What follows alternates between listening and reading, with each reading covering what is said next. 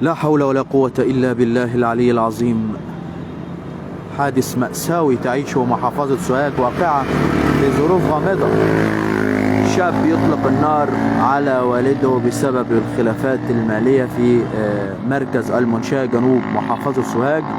مساء الخير على كل متابعي ومشاهدي برنامج حديث الشارع من هنا محافظة سوهاج، ونتابع مع حضراتكم تفاصيل واقعة مأساوية تعيشها ويخيم الحزن على مركز ومدينة المنشاة جنوب محافظة سوهاج لإطلاق النار من شاب على والده بسبب خلافات الفلوس والمال.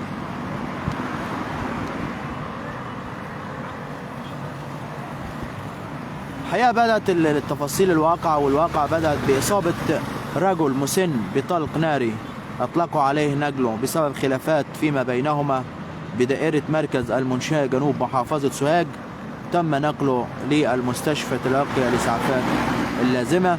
ذكرت لحضراتكم مديرة أمن سوهاج تلقت اخطار يفيد بوصول رجل مسن سنه 65 سنة ويعمل عامل لمستشفى سوهاج الجامعي الجديد، ومصابا برش خرطوش في الرقبة، ويقيم بدائرة مركز المنشاة جنوب المحافظة.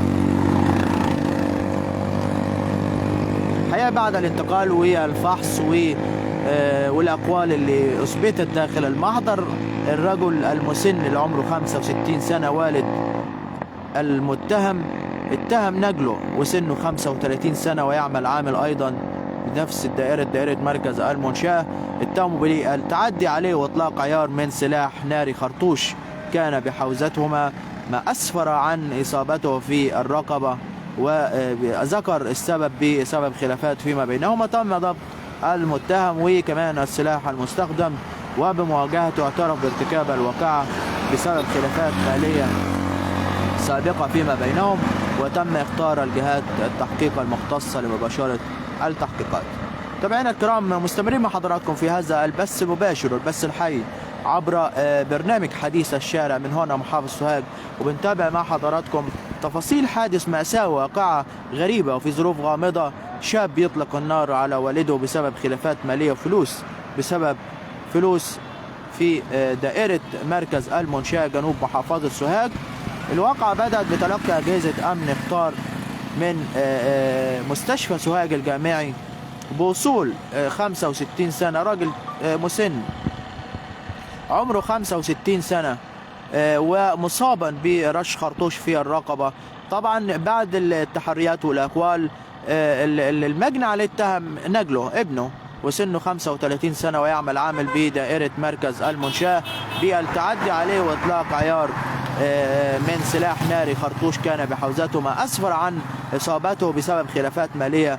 تم ضبط المتهم وكمان السلاح المستخدم، وبمواجهته اعترف بارتكاب الواقعة بسبب خلافات مالية سابقة فيما بينهم. تم اختار أيضا جهات التحقيق المختصة لمباشرة التحقيقات.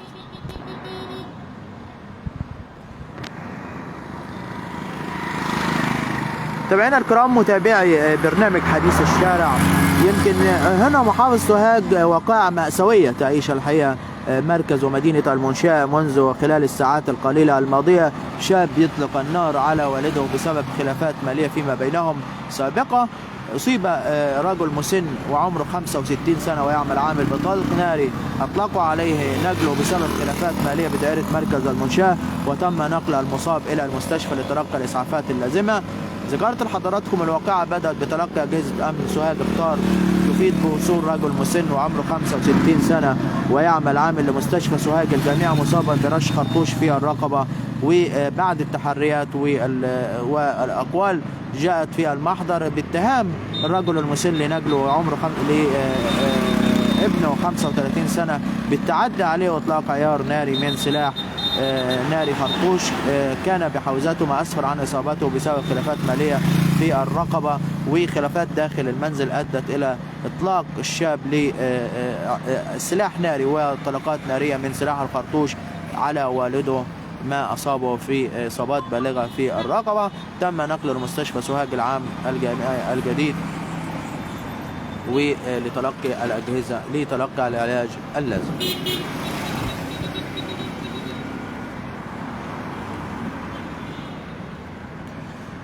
متابعينا الكرام، شكرا لطيب المتابعة. كنت معكم من هنا محافظ سوهاج محمود حسن، إلى اللقاء.